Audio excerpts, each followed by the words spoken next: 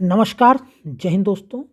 हम लोग बात करेंगे यूकेपीएससी मुख्य परीक्षा 2021 के लिए सामान्य विज्ञान एवं प्रौद्योगिकी पेपर 6 का जो आज का जो टॉपिक है वह है प्रक्षेपण यान प्रौद्योगिकी, लॉन्च व्हीकल टेक्नोलॉजी। यह एक महत्वपूर्ण टॉपिक है जो पेपर 6 में 8 नंबर या 16 नंबर में आ सकता है। आगे बढ़ने से पहले एक बात कहना चाहेंगे, जो भी चैनल पे पहली बार आए हो वीडियो पूरा देखें और वीडियो पसंद आए तो लाइक करें और आपसे अनुरोध है कि चैनल को सब्सक्राइब जरूर करें। सीधे हम लोग बात करते हैं प्रक्षेपण यान प्रौद्योगिकी में, बहुत महत्वपूर्ण टॉपिक, इसको पूरा देखेंगे। उपग्रहों को उनकी कक्षा में स्थापित करने के लिए रॉकेट अथवा उपग्रह प्रक्षेपण यान की आवश्यकता होती है। जो उपग्रह होते हैं, जो उनकी कक्षाएं होती हैं अंतरिक्ष में, उनमें स्थापित करने के लिए एक रॉकेट की आवश्यकता होती है अथवा उपग्रह प्रक्षेपण यान की आवश्यकता होती है। यह यान तेज गति से यात्रा करके पूर्व निर्धारित कक्षा में उपग्रह को स्थापित कर देता है। जैसा कि पहले से निर्धारित किया जाता है कि कौन सा उपग्रह कौन सी कक्षा में स्थापित किया जाएगा, तो वहाँ पर यह यान जो होता है वो इसको स्थापित कर देता है। तो प्रक्षेपण यान इसी को कहते हैं कि उपग्रहों को उनकी कक्षा में स्थापित करने के लिए रॉकेट अथवा उपग्रह प्रक्षेपण यान की आवश्यकता होती है। यह यान तेज गति से यात्रा करके पूर्व निर्धारित कक्षा में उपग्रह को स्थापित कर देता है। प्रक्षेपण स्थल की अगर हम बात करें, मान लीजिए पूछ ली जाए, उसका चुनाव करते समय निम्नलिखित बातों का ध्यान रखा जाता है। कौन कौन? प्रक्षेपण यान स्थल जो होगा वो आबादी वाले क्षेत्रों से दूर या समुद्र तट के समीप होना चाहिए। पहली बात तो यह है। दूसरा क्या है? प्रक्षेपण स्थल को भूमध्य रेखा के निकट रखा जाता है ताकि भू समकालिक स्थानांतरण कक्षा में उपग्रह को प्रवेश कराने में कम ऊर्जा खर्च हो। ये सभी के लिए, चाहे जिस देश में है, चाहे कोई भूमध्य रेखा के नज़दीक है तो नहीं नज़दीक है, तब भी वो लोग जितना हो सकता है इस रेखा के आसपास आने की कोशिश करते हैं और वहीं पे अपना वो लोग प्रक्षेपण स्थल का चुनाव करते हैं।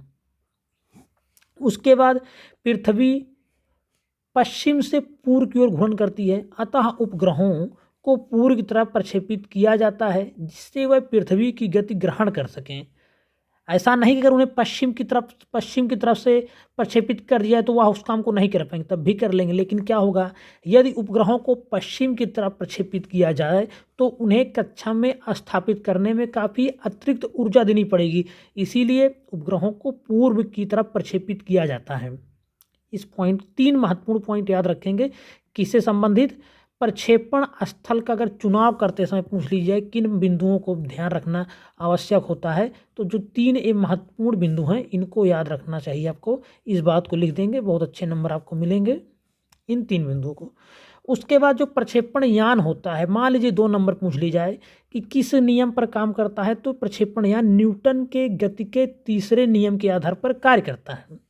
प्रक्षेपण यान में जो प्रणोदक होता है, अर्थात प्रक्षेपण यान का जो ईंधन उसको प्रणोदक बोलते हैं, के दहन ऑक्सीडेशन द्वारा उत्पन्न गैसें नीचे की ओर गति करती हैं, जिसकी प्रतिक्रिया में प्रक्षेपण यान ऊपर की ओर गति करता है, और यही न्यूटन का तीसरा नियम है। उसके बाद हम लोग बात करेंगे प्रक्षेपण यान प्रौद्योगिकी में तकनीकी का विकास मूलतः 2 संदर्भों में देखा जाता है।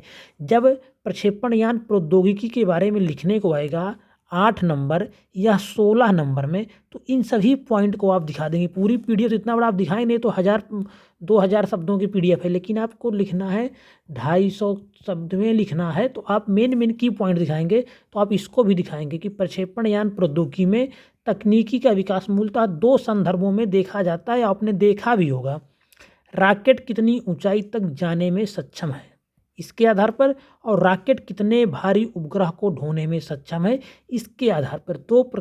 2 ही आधार पर प्रक्षेपण यान प्रौद्योगिकी में तकनीकी का विकास किया जाता है।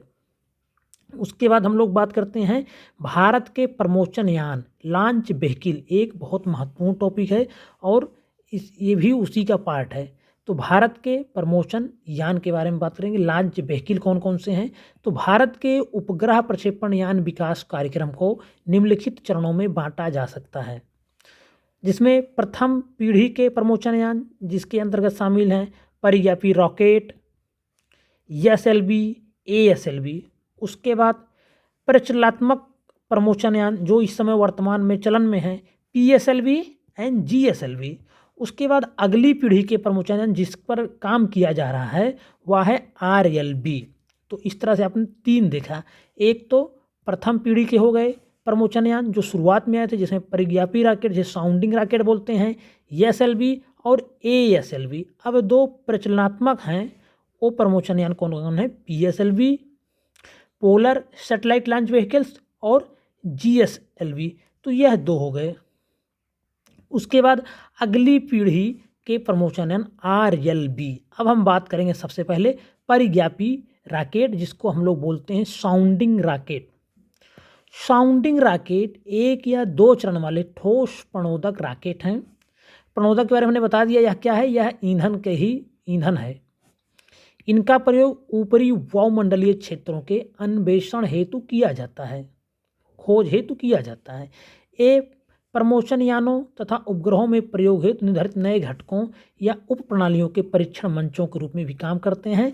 इसको आप लोग पढ़ लेंगे। और आपको एक बात बता दूं, इसका जो PDF आपको मिलेगा वह मिल जाएगा @TechIAS। आप सर्च करेंगे टेलीग्राम पे तो यहाँ पे इसका PDF मिल जाएगा। आप अपने हिसाब से इसको एक बार और पढ़ लेंगे, एक बार सुन लेंगे वीडियो और एक बार समझ लेंगे पढ़ के, तो आप अपना काम भर का जो लिखना रहेगा वो आराम से लिख जाएंगे। 250 शब्दों से ज़्यादा अच्छे से लिख जाएंगे। भारतीय अंतरिक्ष कार्यक्रम का प्रारंभ हुआ था 21 नवंबर 1963 को थुम्बा से अमेरिका निर्मित नाइक अपाचे नामक प्रथम साउंडिंग रॉकेट के साथ हुआ था। वर्ष 1965 में इसरो द्वारा थुम्बा से रोहिणी नामक साउंडिंग रॉकेट का प्रमोशन शुरू हुआ। यही पहला रॉकेट था जिसका भारत ने प्रमोशन किया था। उसके बाद से ये सब काम चलता रहा। फिर अब हम आ गया सैटेलाइट लॉन्च व्हीकल ESLV बना।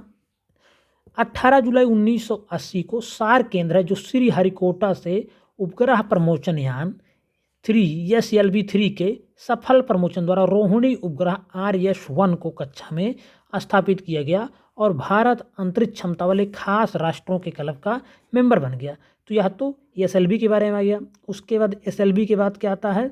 SLV के विकास के बारे में बात करें, दूरी और भार क्षमता के दृष्टिकोण से तो महत्वपूर्ण नहीं था, किंतु इसने पहली बार प्रक्षेपण यान प्रौद्योगिकी के भावी विकास की संभावनाओं को जन्म दिया। उसके बाद आया ASLV augmented satellite launch vehicle. संवर्धित उपग्रह प्रमोशन यान को निम्न पृथ्वी कक्षा जिसको लियो बोलते हैं मिशनों के लिए ESLV-3 से 3 गुना अधिक मतलब 150 किलोग्राम नीत भार क्षमता संवर्धन के लिए अभिकल्पित किया गया था। तो इस समय में भारत सिर्फ 150 किलोग्राम उपग्रह जिसका वजन होगा उपग्रह का उसी को ही भेज सकता था। बताया था मैंने, वजन के आधार पर और दूरी के आधार पर 2 टेक्नोलॉजी का इस्तेमाल हो रहा था यान को डेवलप करने में। तो देख लीजिए, अभी किलोग्राम के बारे में बात करा कि 150 किलोग्राम इसने वेट यहाँ पे दिया हुआ। तो ASLV 150 किलोग्राम के अगर ऊपर का रॉकेट रहता तो उसको प्रक्षेपित नहीं कर पाता। तो संवर्धित उपग्रह प्रमोशन यान ASLV को निम्न पृथ्वी कक्षा लोअर अर्थ ऑर्बिट लियो मिशनों के लिए ESLV-3 में से 3 गुनी अधिक नीत भार क्षमता, मतलब ESLV जो था उसका 50 kg ही रहा होगा क्षमता। देखिए कैसे विकास हुआ है भारतीय उपग्रह का यानों का। नीत भार क्षमता संवर्धन के लिए अभिकल्पित किया गया था। इसके बाद हम लोग बात करते हैं, बहुत ज़्यादा इसको डिटेल में नहीं जाना। अगर डिटेल में जाना तो आपके पास PDF अवेलेबल है @TechIAS पर, आप वहाँ जाके PDF लेके खुद से पढ़ सकते हैं। हमने उतनी चीज़ों का जिक्र किया है जितना आपको एग्जाम के लिए चाहिए, 250 वर्ड में आए चाहे 125 वर्ड में आए, आप इन सबको अच्छे से लिख ले जाएँ, उतने पर ही हमने बात किया हुआ है। अब हम बात करते हैं PSLV polar satellite launch vehicle के बारे में। यह निम्न पृथ्वी कक्षा लियो, भूत तुल्यकालिक अंतरण कक्षा GTO तथा सूर्य तुल्यकालिक ध्रुवीय कक्षा SSPO आदि में उपग्रहों के प्रक्षेपण के लिए एक महत्वपूर्ण प्रक्षेपण यान है। और हम लोगों ने जो भी हम मेंस देने जा रहे हैं, जब से होश संभाले हैं, हम लोग अधिकतर जो प्रक्षेपण हुआ है समाचारों में पढ़ेंगे PSLV द्वारा ही। आपने सुना होगा PSLV C-44, C-32, C-33, C-37, C-47 ऐसे ही आपने सुना होगा। तो बहुत सारे सबसे अधिक जो उपग्रह भेजे गए हैं वो PSLV द्वारा ही भेजे गए हैं।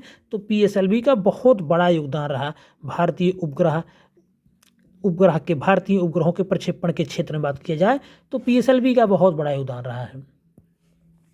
हाल ही में PSLV C-44 का सफलतापूर्वक प्रक्षेपण किया गया। इसके साथ ही PSLV ने लगभग 3 विकासात्मक तथा 44 परिचालनात्मक उड़ानें पूरी कर ली हैं, जिसमें इसकी कुल 42 उड़ानें सफल रही। शुरुआत में 1-2 असफल भी रही थी, लेकिन अब तो अधिकतर सब सफल ही रहती हैं।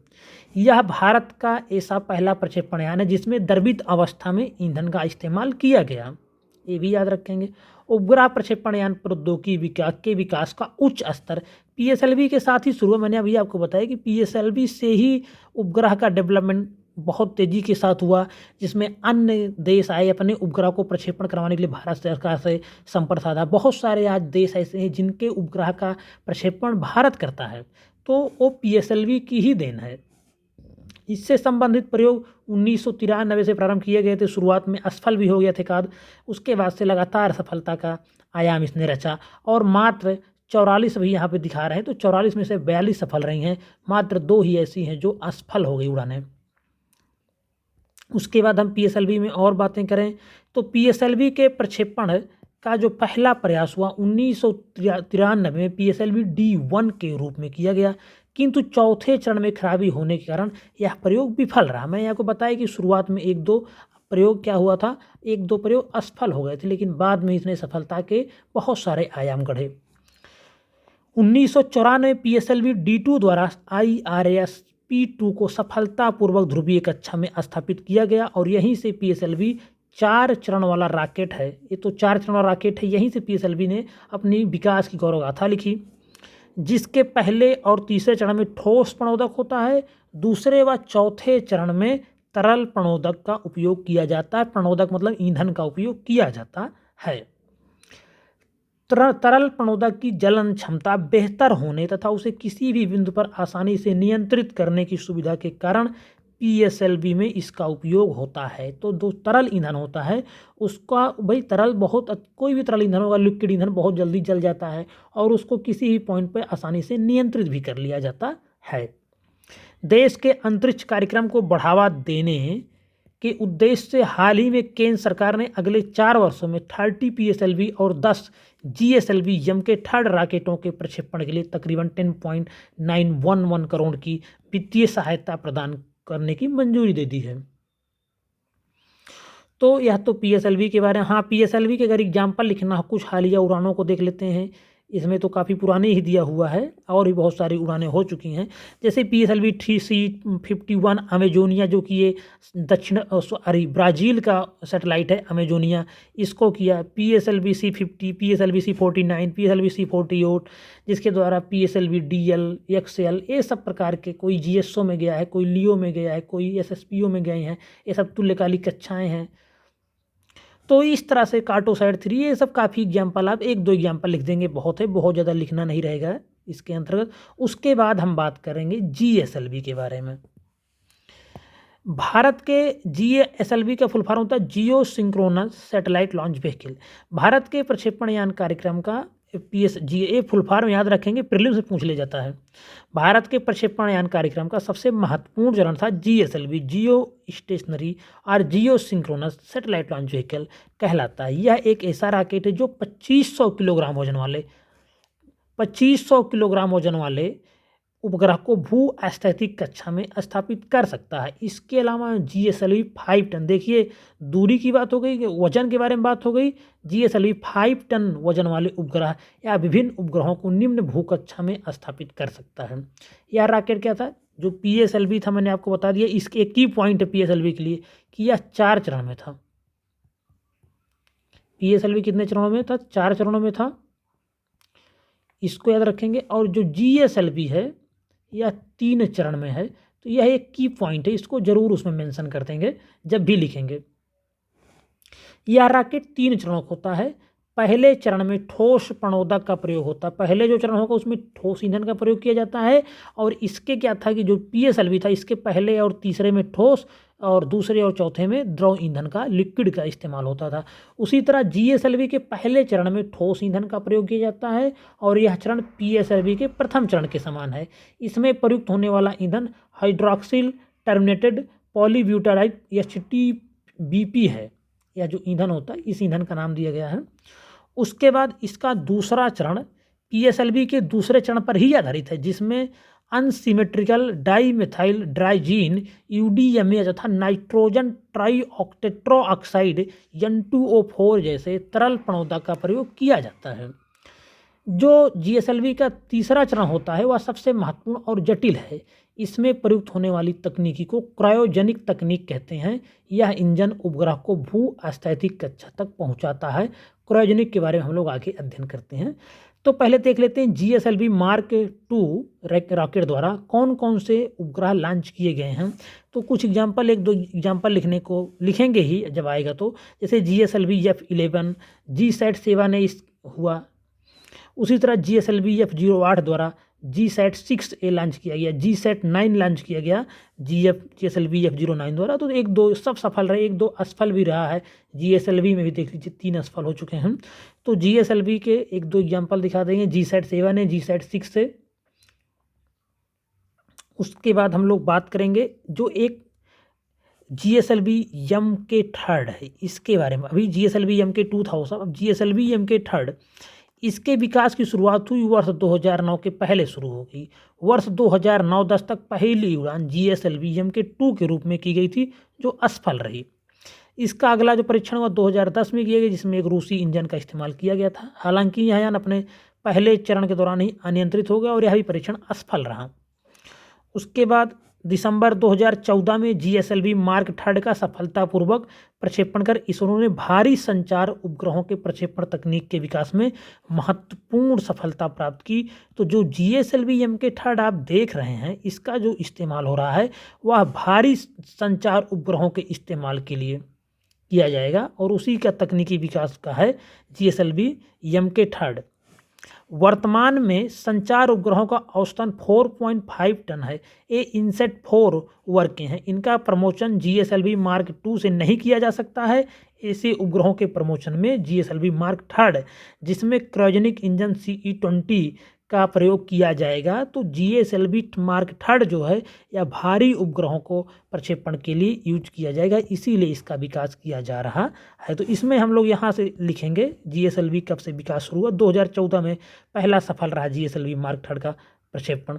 उसके बाद जीएसएलवी मार्क 3 एक 3 चरणीय प्रक्षेपण यान है। प्रथम चरण में 2 समान S-200 ठोस बूस्टर लगे हैं। द्वितीय चरण में L-110 पुनः आरंभ करने योग्य द्रवीय इंजन लगा है और जो तीसरा चरण होगा वह होगा क्रायोजेनिक चरण। यह भारतीय अंतरिक्ष अनुसंधान संगठन इसरो द्वारा विकसित त्रिस्तरीय भारी वहन क्षमता से युक्त व्हीकल है। तो जो जीएसएलवी मार्क 3 है ये समझ लीजिए कि भारी संचार उपग्रहों को लॉन्च करने के लिए ही आया हुआ है, इसीलिए इसका डेवलपमेंट किया जा रहा है। इस लॉन्च व्हीकल के माध्यम से 4000 किलोग्राम तक के पेलोड वाले उपग्रह को भूतुल्यकालिक स्थानांतरण कक्षा एवं 1000 किलोग्राम तक के पेलोड वाले उपग्रह को निम्न भूकक्षा में स्थापित किया जा सकता है। इस लॉन्च व्हीकल की क्षमता जीएसएलवी MK2 से लगभग दोगुनी है। पहले जो जीएसएलवी का विकास हुआ तो 2500 किलोग्राम वजन तक ही उपग्रह को भेजा जा सकता था।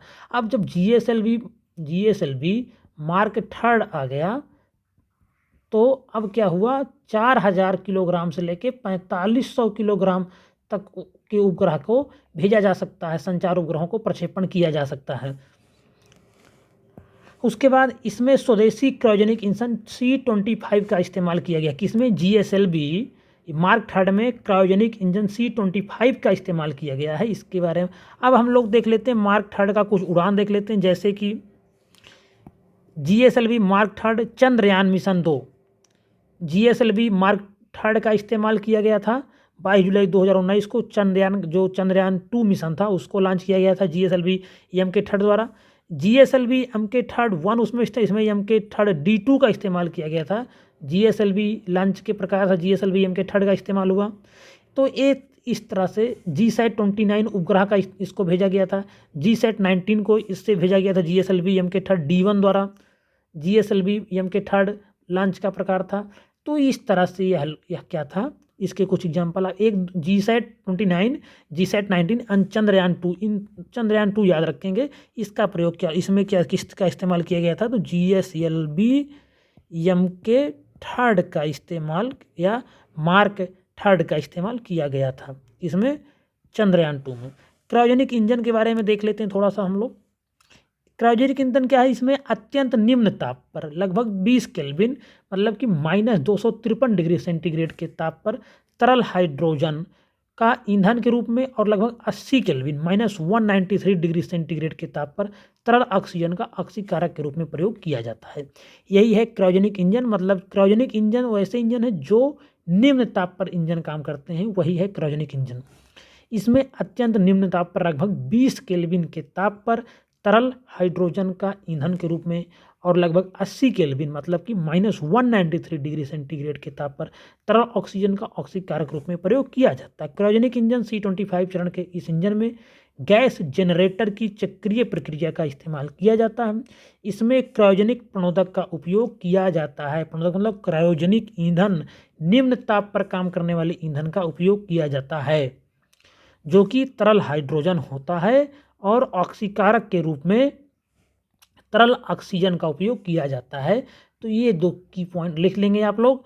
और क्रायोजेनिक इंजन जान लेंगे कि 20 केल्विन -253 डिग्री सेंटीग्रेड ताप पर तरल हाइड्रोजन ईंधन के रूप में काम करता है और एक -193 डिग्री सेंटीग्रेड के ताप पर तरल ऑक्सीजन का ऑक्सीकारक के रूप में प्रयोग किया जाता है क्रायोजेनिक इंजन में। तो इस तरह से आपने देखा प्रक्षेपणयान प्रौद्योगिकी के बारे में आपने पूरा देखा, GSLV के बारे में देखा, मार्क 3 के बारे में आपने देखा, GSLV के बारे में देखा, फिर PSLV के बारे में आपने विस्तार से अध्ययन किया, किसी के बारे में SLV, ASLV सबका आपने देखा। भारत के परमोचनयान के बारे में आप लोगों ने विस्तृत अध्ययन कर लिया है। यहाँ से प्रश्न आपको देखने को मिलेगा एग्जाम में, चाहे 2 नंबर, 5 नंबर, 8 नंबर, 10, 16 नंबर, किसी न किसी में एक प्रश्न आपको देखने को 2 नंबर से बन सकता है, 5 नंबर का बन सकता है, 8 नंबर का बन सकता है, 16 नंबर का। तो कोई ना कोई प्रश्न आपको यहाँ से ज़रूर मिलेगा। वीडियो अगर आपको पसंद आए तो उसे लाइक करें और आपसे अनुरोध है चैनल को सब्सक्राइब करें, शेयर करें। धन्यवाद।